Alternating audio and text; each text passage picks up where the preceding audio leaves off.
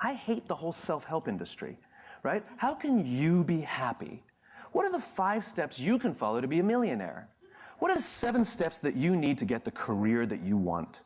You know, me, me, me, me, me, me, me, me, me.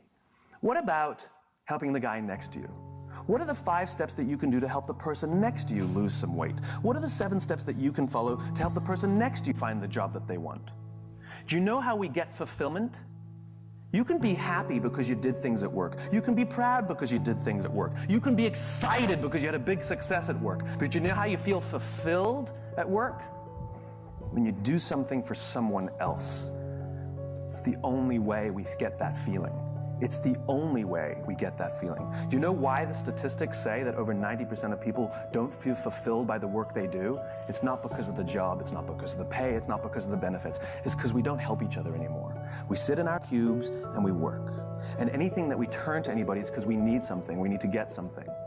And yet we don't put ourselves out there simply for no other reason than to help somebody else. You know what generosity is? Generosity is doing something for someone else expecting nothing in return.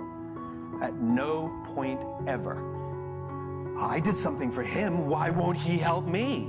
It's not an equation. It's designed to help you feel good. And Mother Nature has given us this feeling when we do something for someone else to encourage us to do it. Because when we are in groups, when we are surrounded by people who believe what we believe, trust emerges and our very survival and progress goes up. Sex feels good. It's why we do it. And Mother Nature has provided that it will feel good so that we can do it more, so that we can procreate. That was not an accident, right? Well, the same goes here. That sense of fulfillment that we get was designed so that we'll do it more, so not only will we procreate, but we'll create strong senses of bonds and cultures amongst each other. I did a little experiment with a homeless person. Not like on them, it's not like electrodes. With them, voluntarily helped me. Because the whole idea of giving, right? You've all walked down the street and you've all seen someone begging and you either have or haven't thrown a few pennies in their cup. When you do, you feel good. You bought that feeling. That is a legitimate commercial transaction. You know, commercial transactions are defined as the exchange of consideration. There was an exchange of consideration here. You gave money, you got the feeling of goodwill. You paid for that feeling. If you didn't give money, you either feel nothing or you feel bad. You can't feel good by not giving. All right? You paid for that feeling. So now the question is, how is that person encouraging us to give? The joke is, they act like every corporation in the world. They talk about themselves. Me, me, me, me, me, me, me, right? Like they sit there with their little outdoor advertising, little sign, right? And it says, I'm homeless, I'm hungry, I got 12 kids, I'm a veteran, God bless. They got it all in there, trying to appeal to somebody, the religious vote, the veteran vote, you know, the child sympathizer, surround yourself with lots of pets, go for that one too, right? All in an attempt to get something from someone. Takers, not givers, right? All about me. Well, what do corporations do? We've added more RAM, we've added more ROM, we've added more speed. This one's number 1. We're the biggest, we're the best. We've been around since 1969. We're better than them, we're faster than them. We're more efficient than that one. Me, me, me, me, me, me, me, me, me, me. And so even if we buy their product, guess what? We don't really feel much. So I did this little experiment. I found a nice homeless lady on the streets of New York who's willing to help out. And I learned that with her sign, which was pretty typical, I'm homeless, I'm hungry, blah, blah, blah, she makes between $20 and $30 a day for a day's worth of work, 8 to 10 hours of sitting there selling goodwill. 8 to 10 hours, she'll make $20 to $30. $30 is considered a good day. I changed her sign, and the new sign made her $40 in 2 hours.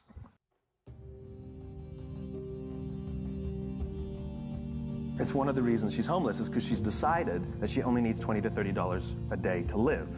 If she stayed, she would have made $150. The point is she made 40 bucks in 2 hours. What did the sign say? The sign said, if you only give once a month, please think of me next time. It has nothing to do with the taker. It has everything to do with the giver. And what are the objections people give when they don't give? I can't give to everyone. How do I know that they really need it? And so I addressed both those concerns. I know you can't give to everyone, so if you only give once a month, my cause is legitimate. I will still be here when you're ready to give. $40, 2 hours. Make it about them, not about you. The fact of the matter is 100% of customers are people. And 100% of clients are people. And 100% of employees are people. I don't care how good your product is, I don't care how good your marketing is, I don't care how good your design is. If you don't understand people, you don't understand business. Do you ever watch Deadliest Catch on the Discovery Channel? I was flipping through the channels one night and Deadliest Catch came on. And on this episode, they were in a huge storm. Now, for those of you who don't know Deadliest Catch, they take these crab fishing boats out in the Bering Sea, which is like terrible. And they put cameras on them, and we watch, right?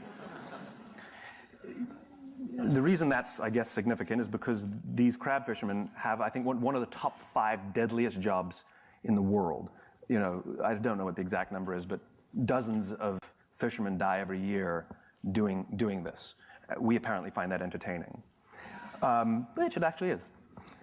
So they have cameras only on 5 or 6 of the ships, even though there are many, many, many ships that go out fishing every season. And they don't really come into proximity with each other because, you know, the ocean's huge, and they usually sabotage each other and give each other false information because they're all competitors. They're all looking to get the crabs and, you know, make sure that they find them and somebody else doesn't. And, you know, it's business, right? It's just business. It's okay. We all do the same thing in our own companies.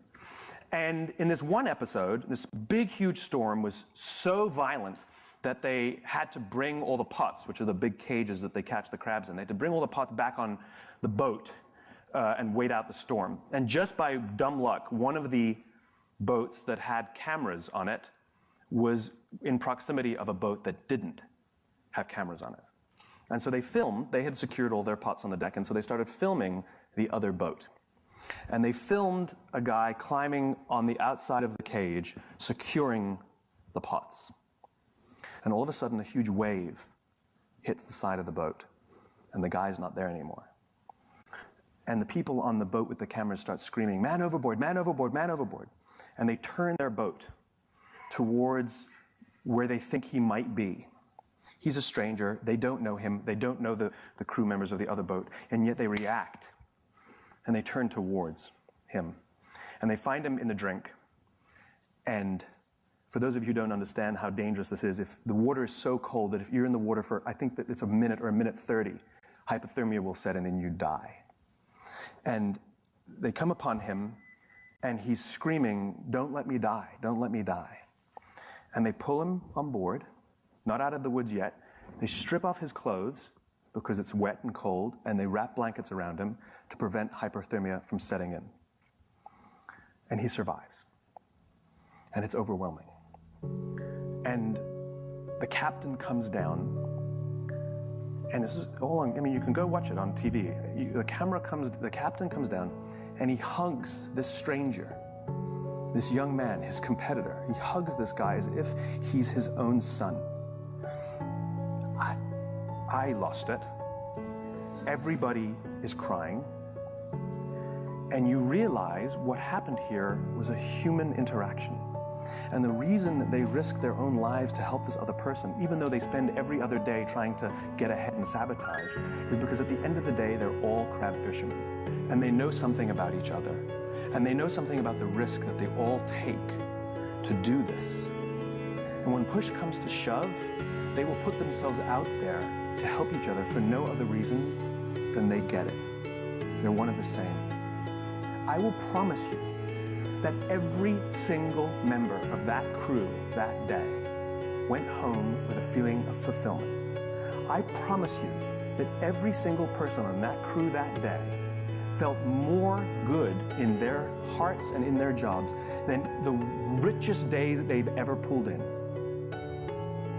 My question is what are you doing to help the person next to you? Don't you want to wake up and go to work for the only reason that you can do something good for someone else? Wouldn't you want them to do that for you?